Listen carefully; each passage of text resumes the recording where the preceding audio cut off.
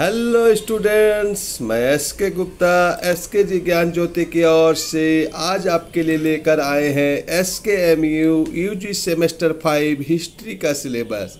अगर आप UG semester 5 का एग्ज़ाम देने वाले हैं तो ये सिलेबस आपके लिए बहुत लाभदायक होगा, क्योंकि सिलेबस में आपको जो है 4 पेपर का सिलेबस मिलेगा।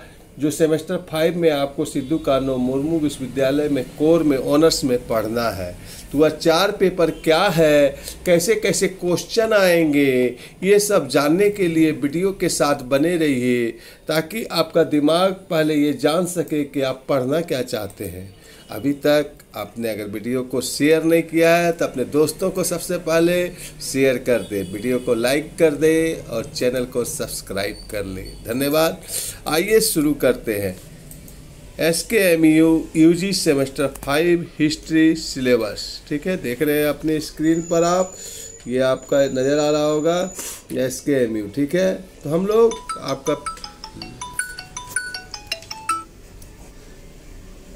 आपका जो पेपर है आप देख रहे हैं, यहाँ पर है। पहला है मध्यकालीन भारत का इतिहास, कोर 11। आपको पढ़ना क्या है? Core 11, core 12, DSE 1 and DSE 2। तो कोर 11 में पढ़ना है मध्यकालीन भारत का इतिहास। कब से कब ईस्वी तक का पढ़ना है? 1526 से 1707, यानी 1526 से 1707 तक के इतिहास को आपको भारत का पढ़ना है इस लेसन में, इस पेपर में। ठीक है, पेपर का नाम होगा कोर 11। ठीक है, यहाँ तक तो समझ में आ गया होगा आपके 4 इंची की खोपड़ी में। आइए शुरू करते हैं, देखते हैं क्वेश्चन कैसा कैसा रहेगा। पहला है आपका कोर 11 में लेसन का नाम इतिहास लेखन और स्रोत। इतिहास के लिखने के क्या क्या स्रोत होते हैं और कितने प्रकार के इतिहास लिखे जाते हैं, ये सब आपको इस अध्याय में पढ़ना है। दूसरा है बाबर के बारे में, वह विजेता और साम्राज्य निर्माता था, कैसे। शेरशाह के बारे में पढ़ना है, प्रारंभिक जीवन और विजय और प्रशासन, ये 3 चीज़ इसके बारे में पढ़ना है। और हुमायूं का पढ़ना है प्रशासन और राजस्व नीति। ठीक है, यहाँ देख रहे हैं। चौथा यूनिट में पढ़ना है अकबर के बारे में, उसकी धार्मिक नीति और राजपूत नीति। ये 2 नीति में से एक नीति हर बार एग्जाम में पूछता है। ठीक है, समझ में आ गया होगा।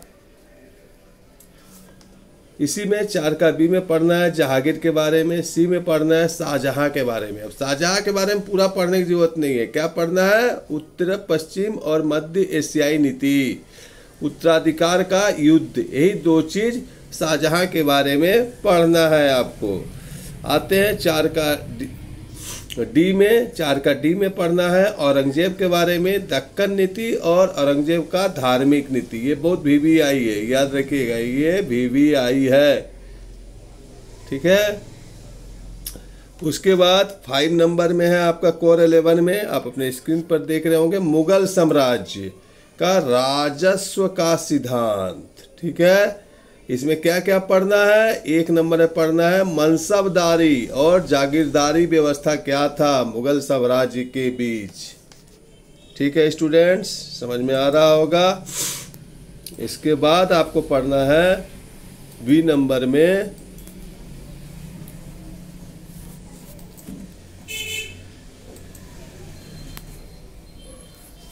मुगल शासक वर्ग में पढ़ना है सामंत और जमींदार के बारे में।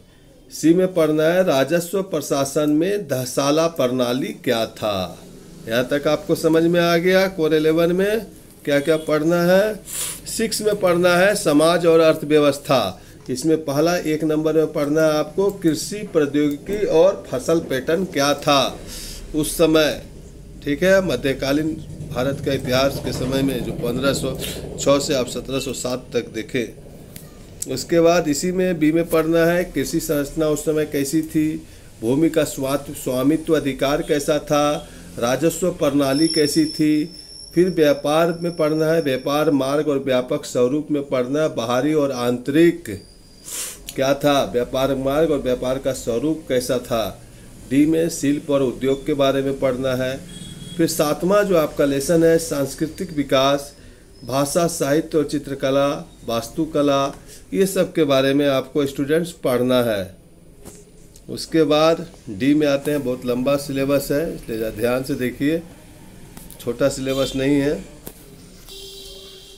धार्मिक पहचान का गठन में पढ़ना है सिख, कबीरपंथी और द्वादपंथी। और उसके बाद 8वां है मुगल साम्राज्य का पतन और विघटन। ये बहुत बड़ा इंपॉर्टेंट क्वेश्चन है। 9 नंबर में है मराठा राज्य का गठन, ठीक है, ये भी पढ़ना है। 9 का 1 में पढ़ना है शिवाजी के बारे में, प्रारंभिक जीवन, विजय और प्रशासन, ठीक है स्टूडेंट्स। उसके बाद 10 में देखते हैं। 10 में पढ़ना है क्या हमें, यूरोप शक्तियों का आगमन, पुर्तगाली, फ्रांसीसी और अंग्रेज। यूरोपीय शक्तियों का आगमन, पुर्तगाली आए थे, फ्रांसीसी आए थे और अंग्रेज आए थे भारत में, ठीक है। ये सेमेस्टर 5 का आपका कोर 11 था। अब सेमेस्टर 5 का कोर 12। कोर 12 में आपको पढ़ना क्या है, देख रहे हैं आपके स्क्रीन पर दिखाई दे रहा होगा। चीन और जापान का इतिहास पढ़ना है।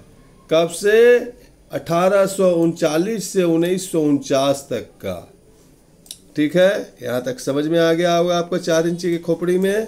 इसमें 1 नंबर में पढ़ना है आपको अफीम युद्ध। दूसरा में पढ़ना है ताइपिंग रेवेलियन, ठीक है। तीसरा में पढ़ना है बक्सर युद्ध। और चौथा में पढ़ना है 1911 की चीनी क्रांति, जो आप 7th 8th 9th 10th सभी क्लास में पढ़े होंगे ना। हिस्ट्री में पढ़े हैं तो वीडियो में लिखिए यस सर हमने पढ़ा है। उसके बाद पढ़ना है 5 नंबर में डॉक्टर सन यात सेन के बारे में, चियांग काई शेक के बारे में, चीन में कम्युनिस्ट आंदोलन का उदय के बारे में, जापान का उद्घाटन के बारे में, मीजी बहाली के बारे में। ये सब स्टूडेंट्स आपको कोर 12 पेपर में पढ़ना है। उसके बाद 9 नंबर में पढ़ना है जापान का आधुनिकीकरण, 1884 से 1895 का 10 चीन जापान युद्ध के बारे में पढ़ना है। एंग्लो जापानी गठबंधन के बारे में पढ़ना है। 1902-1904 से 5 का रूसी जापानी युद्ध के बारे में पढ़ना है। वाशिंगटन सम्मेलन के बारे में पढ़ना है। मंचूरियन संकट के बारे में पढ़ना है। और जापानी साम्राज्यवाद का उदय और पतन, ये भी आई है, इसको कर लीजिएगा, ठीक है। यहाँ तक समझ में आ गया होगा आपके 4 इंची की खोपड़ी को। अब आते हैं सेमेस्टर 5 के DAC 1 में, ठीक है। DAC 1, सॉरी स्टूडेंट्स, यहाँ DAC 2 लिखा गया है जबकि DAC 1 होना चाहिए।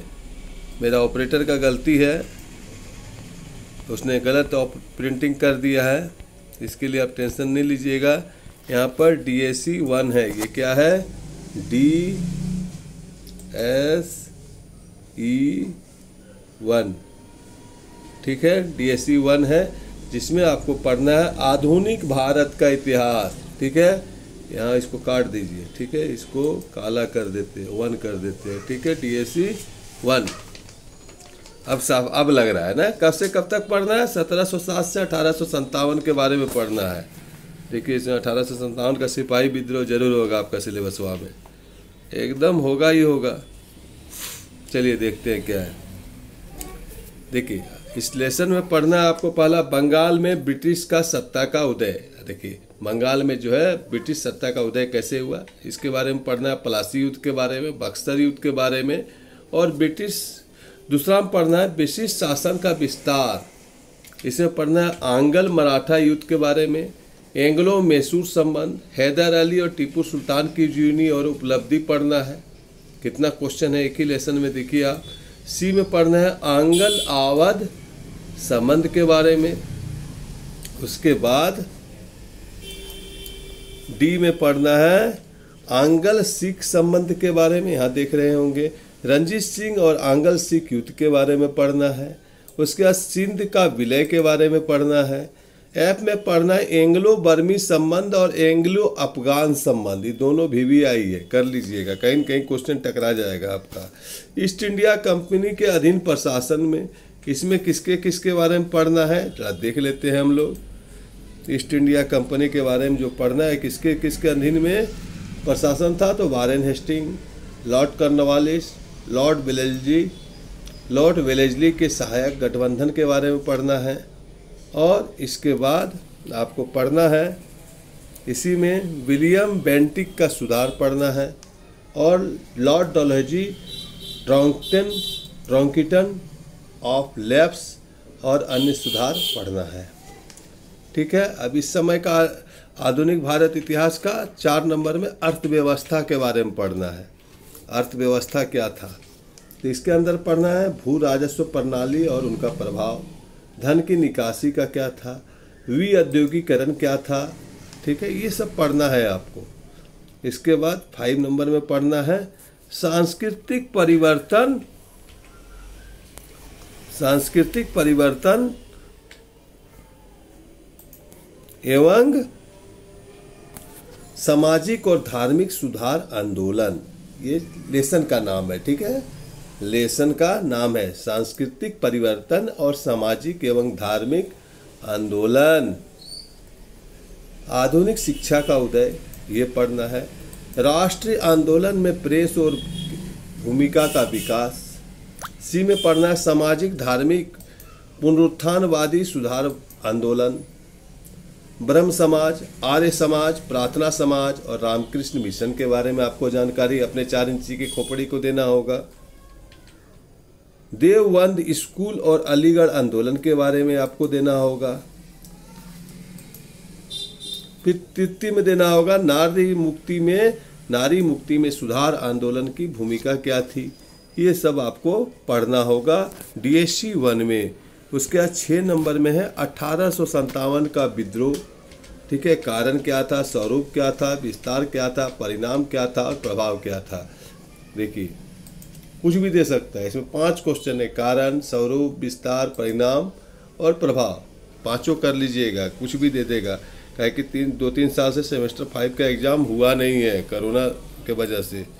अब आ जाते हैं सेमेस्टर 5 का DSC 2 भारतीय स्वतंत्रता आंदोलन का इतिहास। जो हमारा देश आज़ाद हुआ इसका इतिहास क्या था, इसके बारे में इसमें पढ़ना है। 1947 का राष्ट्र तक राष्ट्रवाद का उदय, DSC 2। यहाँ तक 4 इंची खोपड़ी में घुस गया स्टूडेंट्स। ओके, अब शुरू करते हैं आपका लेसन आज का।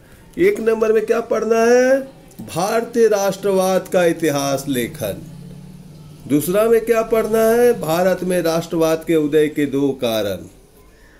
तीसरा में क्या पढ़ना है, राजनीतिक विचारधारा और संगठन, भारतीय राष्ट्रीय कांग्रेस का गठन। इसके बारे में आपको 4 इंची के खोपड़ी को जानकारी देना होगा, तभी एग्जाम हॉल में आप अपने 4 इंची का खोपड़ी का इस्तेमाल करते हुए लिख पाएंगे। I am right student. 4 number में धर्मपंथी और उग्रवादी के तरीके क्या थे काम करने के, कार्यक्रम उनके कैसे हुआ करते थे और उन्होंने क्या क्या उपलब्धियां हासिल की। 5 नंबर में पढ़ना है बंगाल का विभाजन और उसका क्या प्रभाव हुआ और स्वदेशी आंदोलन के बारे में 5 नंबर में आपको पढ़ना है। 5वां लेसन है आपका। अब आते हैं 6 में पढ़ना है क्रांतिकारी आंदोलन। 7 में पढ़ना है सूरत कांग्रेस 1907 और लखनऊ समझौता 1916। 8 में पढ़ना है होम रूल रूल आंदोलन। 9 में पढ़ना है स्वतंत्रता आंदोलन पर प्रथम विश्व युद्ध का प्रभाव। 10 में पढ़ना है विचार और आंदोलन 1919 से 1947 के बीच में। सोच लीजिए, बहुत बड़ा क्वेश्चन है ना। चलिए, हमारे पास अभी बैठे हुए एक हिस्ट्री के महान अनुभव, वो बोल रहे हैं बहुत बड़ा क्वेश्चन है। उसके बाद पढ़ना है 1 में 10 का 1 में गांधीवादी विचारधारा था ना वो, और आंदोलन, रोलेट सत्याग्रह, खिलाफत, असहयोग, नागरिक, ये सब पढ़ना है। नागरिक अवज्ञा, भारत छोड़ो, ये सब पढ़ना है। कांग्रेस में वैचारिक रुझान, समाजवादी और वामपंथी। 11 में पढ़ना है संवैधानिक परिवर्तन और प्रतिक्रिया। इसी के भीतर से क्वेश्चन वहाँ सब देगा, कहीं बाहर से नहीं देगा, इतना आप जान लीजिए। 11 का 1 में क्या क्या पढ़ना है वो देख लेते हैं हम लोग। 11 का पिछले लेसन्स को आपको पार्ट में डिवाइड किया गया। इसमें पढ़ना है स्वराजवादी के बारे में क्या पढ़ना है। बड़ा डिस्टर्ब करता है, नेटवर्क खुला रहने के बाद फचाक से घुस जाता है, देखते हैं मैसेज। स्वराजवादी के बारे में, साइमन कमीशन के बारे में, नेहरू रिपोर्ट के बारे में पढ़ना है।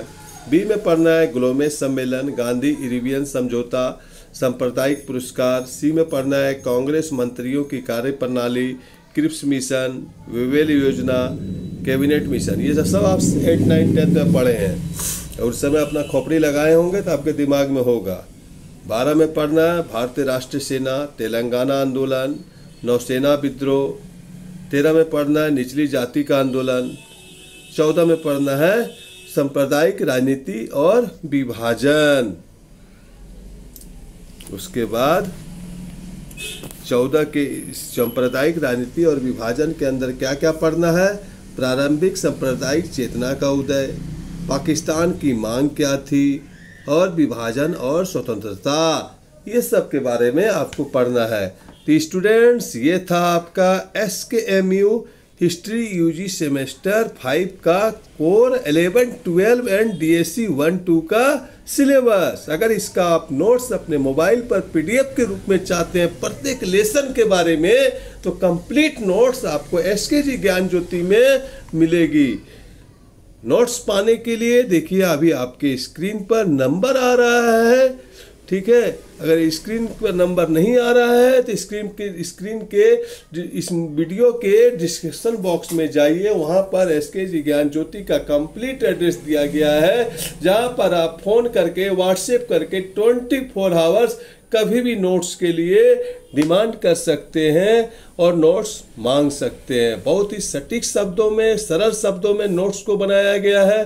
नोट्स हिंदी, इंग्लिश सभी भाषा में है। और अभी तक आपने अगर स्टडी चालू नहीं किया है तो जल्द से जल्द नोट्स के लिए, ऑनलाइन क्लास के लिए आप हमसे संपर्क करें। धन्यवाद। 4 इंची के दिमाग को लगाते हुए इस वीडियो को देखने के लिए और अपने 4 इंच के दिमाग को धारदार करने के लिए।